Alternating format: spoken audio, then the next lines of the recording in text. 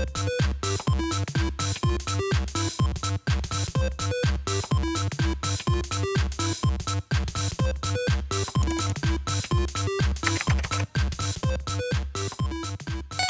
I'm Kajun and I'm currently working as a senior IT manager in a multinational corporation dealing with fast-moving consumer goods.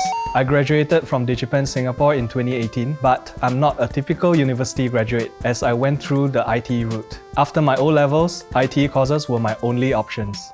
I almost couldn't get into my first choice, which was game design and development, but thankfully, I managed to appeal for it. This whole experience really made me cherish my education and served as a wake-up call for me to start working hard for my future. After ITE, I went to Poly, then NS.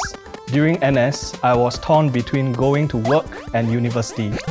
I eventually chose university to have more opportunities in the future, and DigiPen Singapore was my first choice.